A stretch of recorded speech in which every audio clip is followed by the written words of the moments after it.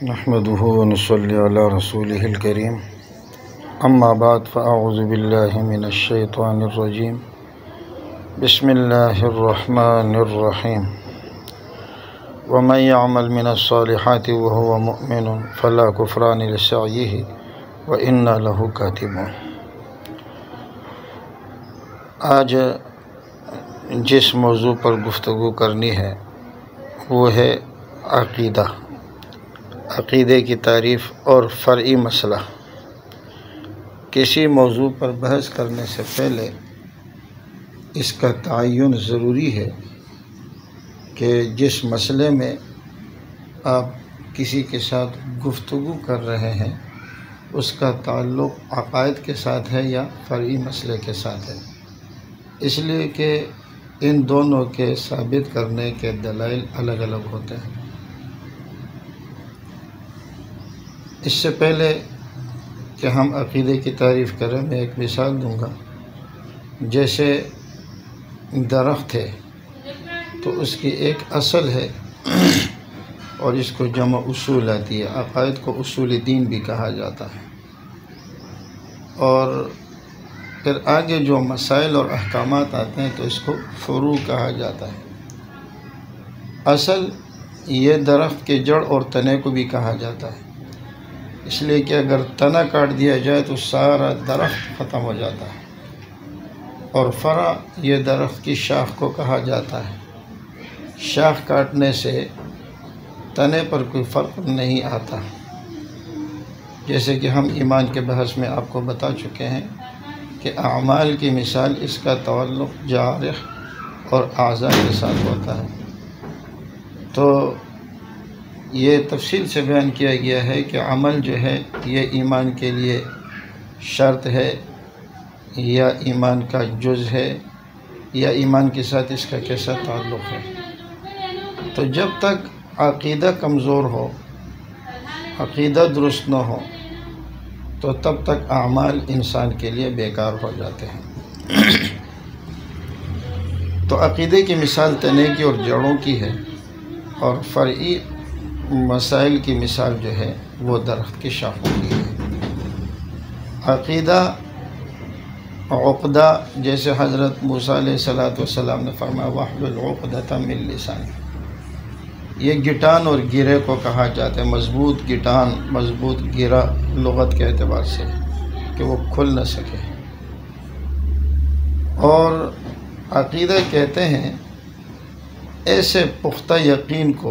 جو شک کو قبول نہ کرے معتقد کے نزدیک، الاعتقاد الجازم الذي لا يقبل الشک لدى معتقده، جو معتقد کے ہاں شک کو قبول نہ کرے اسے عقیدہ کہا جاتا ہے، جیسے کہ ایمان میں کمی اور زیادتی کے بحث میں ہم آپ کو بتا چکے ہیں۔ تو قادیانی حضرات کو میں نے دیکھا کہ وہ اس موضوع پر گفتگو کر رہے تھے اور ہمارے مولویوں کا مذاق اڑا رہے تھے کہ وہ کہہ رہے ہیں کہ اگر 100% میں 1% بھی عقیدے میں نقصان آ گیا تو ایمان برباد ہو جاتا ہے، اور پھر آیتیں پڑھ رہے تھے اعمال کی۔ تو بھائی اعمال اور چیزیں، عقیدہ اور چیزیں، عقیدے میں کسی قسم کی شک و شبہ کی گنجائش نہیں ہوتی۔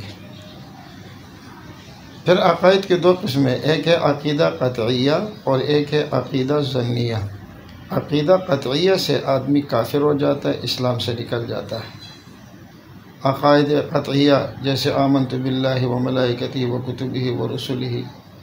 والیوم الآخر والقدر خیرہ وشرہ من اللہ تعالی والبعث بعد الموت، اور اسی طرح وہ تمام چیزیں جو قطعی طور پر ثابت ہیں وہ عقائد قطعیہ ہے، اور اس کا انکار کفر ہو جاتا ہے۔ عقیدہ قطعیہ کے لیے پہلے ہم نے یہ دیکھنا ہے کہ یہ عقیدہ سے تعلق رکھتا ہے یا فرعی مسئلہ سے، اس لیے کہ اگر وہ مسئلہ عقیدے کا ہوگا تو پھر اس کے لیے دلیل ویسی درکار ہوگی، پھر اس کے اندر ہر قسم کی دلیل نہیں چلتی، اس لیے کہ قطعی عقیدے کے لیے دلیل بھی قطعی اور یقینی، جس میں کسی قسم کا شک نہ ہو۔ یا تو وہ قرآن کریم کے قطعی الدلالت آیت، اس لیے کہ قرآن تو سارا قطعی الثبوت ہے، لیکن آیت بھی ایسی ہو کہ اس میں کوئی دوسرا احتمال نہ ہو، تو عقیدہ ثابت ہوتا ہے قطعی الثبوت اور قطعی الدلالت۔ قطعی الثبوت کا مطلب یہ ہے کہ اس کا ثبوت یقینی ہو، ہم تک پہنچنے میں کسی قسم کا شک و شبہ نہ ہو، اور قطعی الدلالت کا مطلب یہ ہے کہ اپنے مفہوم پر وہ دلالت کرنے والا ہو، اپنے مفہوم پر صریح دلالت کرے، اس میں کسی اور چیز کا احتمال نہ ہو۔ تو قرآن کی آیات قطعی الثبوت تو ہیں لیکن قطعی الدلالت نہیں ہے، اس لیے کہ قطعی الدلالت کے لیے اسی معنی اور مفہوم پر دلالت کا یقینی ہونا ضروری ہے، اگر اس میں دوسرے احتمال آ جاتے ہیں تو پھر وہ ظنی ہو جاتا ہے۔ تو قرآن کی آیت ثبوت کے اعتبار سے قطعی، لیکن دلالت کے اعتبار سے ہر جگہ قطعی نہیں ہوتی، بلکہ بعض جگہ اس کی دلالت ظنی ہوتی ہے۔ اصل میں دلائل کی جو 4 صورتیں بنتی ہے اس لحاظ سے، ایک ہے قطعی الثبوت اور قطعی الدلالت، جہاں دونوں چیزیں قطعی ہو تو اس سے عقائد کا اثبات ہوتا ہے۔ دوسرا یہ ہے کہ ان دونوں میں سے کوئی ایک چیز ہو، قطعی ثبوت ہو لیکن ظنی الدلالت ہو، یا ظنی ثبوت ہو لیکن قطعی الدلالت ہو، تو اس سے واجبات ثابت ہو جاتے ہیں، اور جو ظنی ثبوت اور ظنی الدلالہ وغیرہ ہوتی ہے تو اس سے سنن اور مستحبات وغیرہ ثابت ہوتے ہیں۔ تو عقائد کے اثبات کے لیے قطعی الثبوت اور قطعی الدلالہ نص کا ہونا ضروری ہے۔ جیسے میں نے عرض کیا کہ قرآن کریم تو سارا کا سارا قطعی ہے ثبوت کے اعتبار سے، لیکن دلالت یہ قطعی نہیں ہے۔ اور احادیث میں احادیث متواترہ، احادیث پر انشاءاللہ ہم اس کے بعد ایک لیکچر دیں گے، بلکہ کئی لیکچر ہوں گے مختلف قسطوں میں۔ تو جو قطعی الثبوت اور قطعی الدلالہ ہیں، تو جو حدیث متواتر ہے، پر تواتر کی اپنی قسمیں ہیں، تواتر اسناد ہے، تواتر طبقہ ہے، تواتر تعامل و توارث ہے، تواتر قدر مشترک ہے، وہ انشاءاللہ اس موقع پہ بیان کی جائے گی۔ تو جو حدیث متواتر ہو اس سے بھی عقیدے کا اثبات ہوتا ہے۔ کبھی ایسا ہوتا ہے کہ حدیث متواتر نہیں ہوتی، خبر واحد ہوتی ہے، لیکن پوری امت اس کو لے لیتے ہیں اور اس پر اجماع کر لیتے ہیں، تو پھر اس سے بھی عقیدے کا ثبوت ہوتا ہے۔ یہ میں اس لیے کہہ رہا ہوں کہ جو قادیانی حضرات ہیں تو وہ عقائد کے لیے احادیث لاتے ہیں، ان کے پاس قطعی، ہاں اگر کوئی قطعی ثبوت اور قطعی دلالت آپ کے پاس ہے، مگر یہ ہے کہ آپ اس کی تائید کے لیے کوئی حدیث لاتے ہیں تو وہ اور بات ہے، لیکن اگر آپ کے پاس قطعی ثبوت دلیل نہیں ہے تو ظنی ثبوت یا ظنی دلالہ سے آپ فرائض کو ثابت نہیں کر سکتے، عقائد کو ثابت نہیں کر سکتے۔ تو وہ احادیث لاتے ہیں، اور وہ احادیث بھی اخبار احاد کے درجے میں بھی نہیں ہوتی، موضوع قسم کی روایت لاتے ہیں، یا مجمل قسم کی اور مبہم قسم کی باتیں لاتے ہیں جس کا کہنے والے ہی معلوم نہیں ہوتا، اور وہ ان چیزوں سے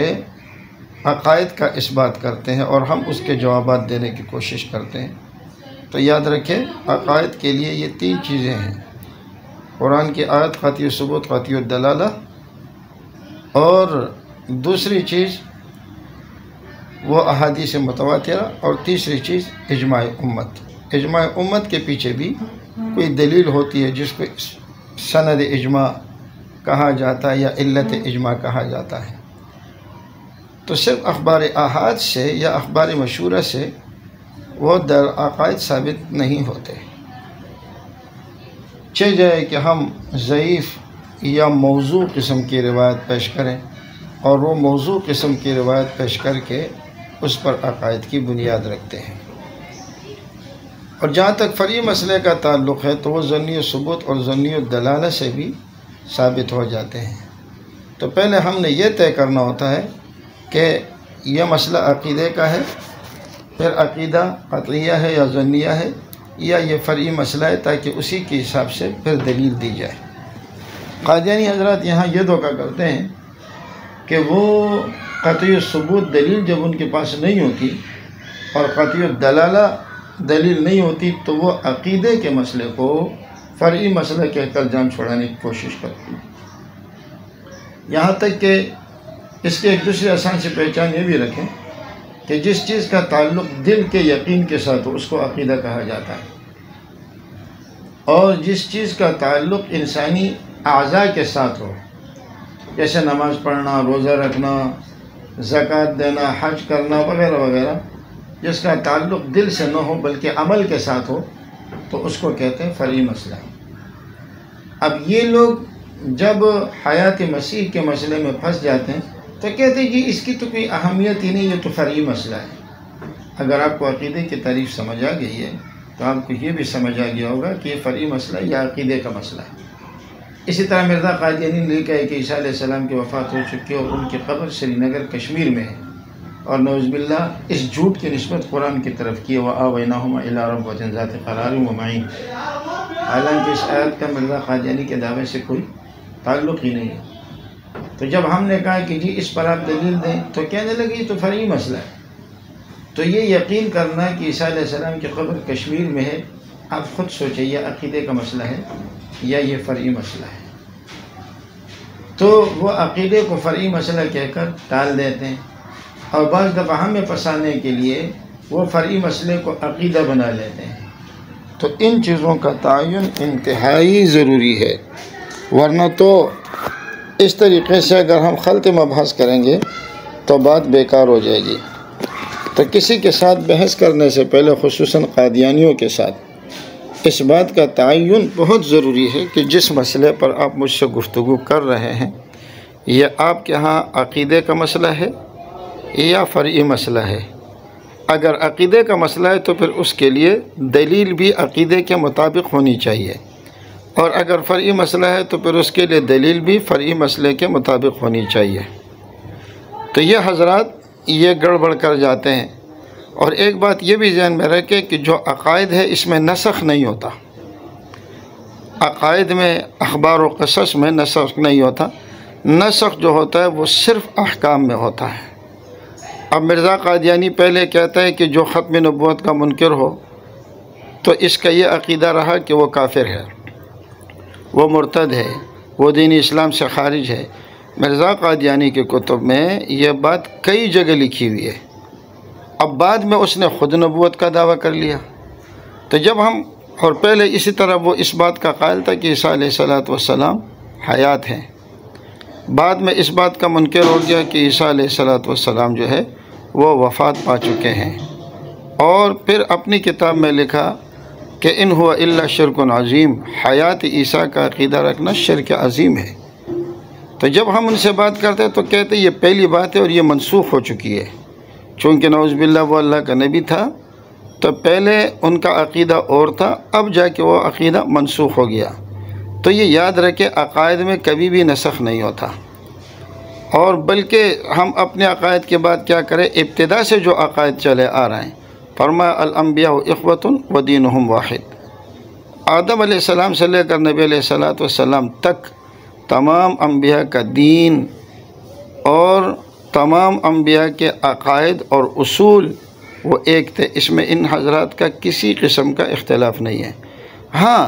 طریقہ عبادت کے اندر اختلاف آ سکتا ہے، تو احکامات تو تبدیل ہو سکتے ہیں لیکن عقائد میں تبدیلی نہیں آ سکتی، اور نہ ہی واقعات اور قصص میں تبدیلی آ سکتی ہے۔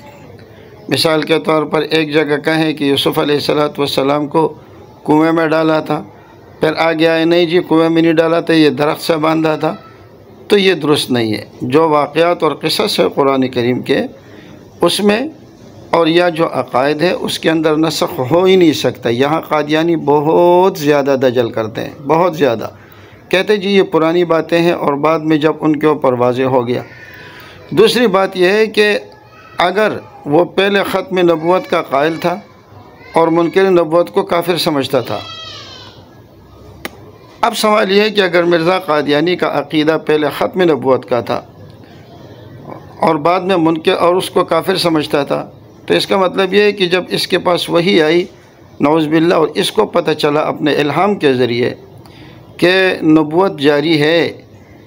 تو اس کا مطلب یہ ہے کہ مرزا قادیانی پہلے کافر تھا، یہ اب مسلمان ہو گیا، اور کبھی ہو ہی نہیں سکتا ہے کہ اللہ تعالیٰ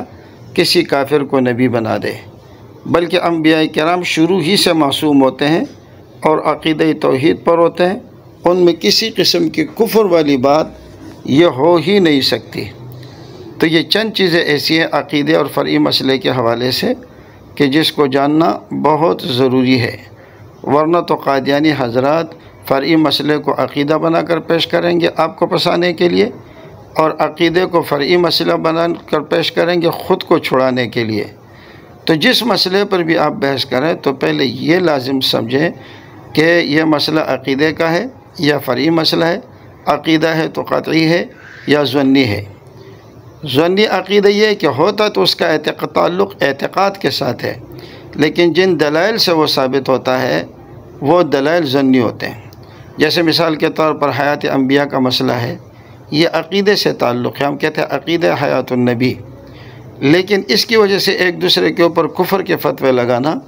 یہ بات درست نہیں ہے۔ اسی طرح اور بھی کافی سارے مسائل ہیں، تو یہ جو چند چیزیں میں نے آپ کو بتائیں اس کو مضبوطی سے تھام لیں۔ عقیدے میں شک و شبہ کی گنجائش نہیں ہوتی، ایک عقیدے کے ثبوت کے لیے دلیل قطعی کا ہونا ضروری ہے، اور پھر عقائد جو ہوتے ہیں اس میں کسی قسم کی تبدیلی کی گنجائش نہیں ہوتی اور یہ نسخ بھی نہیں ہو سکتے۔ اچھا، آخر میں چلتے چلتے ایک بات یہ بھی بتا دوں، ایک ہوتا ہے عقیدہ اور ایک ہوتا ہے نظریہ۔ کبھی کبھی ہم عقائد پر نظریات کا اطلاق کر دیتے ہیں، لیکن عقیدے اور نظریے میں بنیادی فرق یہ ہے کہ عقیدہ بدل نہیں سکتا اور نظریات میں تبدیلی ہو سکتی ہے۔ تو اس لحاظ سے ان دونوں میں تھوڑا فرق ہے، عقیدے میں تبدیلی نہیں ہو سکتی اور نظریات کے اندر تبدیلی ہو سکتی ہے۔ عقیدے کی مثال ایسی ہے کہ گویا آپ کے دل کے اندر وہ بات بیٹھ گئی ہے، یوں سمجھے کہ آپ کے رگ و ریشے میں وہ بات شامل ہو چکی ہے، اس میں دوسری طرف کا کوئی امکان نہیں ہوتا، اور عقیدے کے معاملے میں انسان انتہائی حساس ہوتا ہے، ذرہ برابر بھی اگر اس میں شک و شبہ آ گیا تو انسان ایمان سے نکل جاتا ہے اور وہ کفر میں داخل ہو جاتا ہے۔ تو مجھے امید ہے کہ انشاءاللہ تمام احباب ان چیزوں کو سمجھیں گے اور اس کی رعایت کریں گے، اور ہمارے لیے بھی دعا کریں گے کہ اللہ تعالیٰ عقیدہ ختم نبوت کی، مجاہدین ختم نبوت کی حفاظت فرمائے، اور اللہ ہمیں صراط مستقیم پر عمل کی توفیق دے، اور صراط مستقیم پر اللہ ہمیں قائم و دائم رکھے۔ وما علینا الا البلاغ۔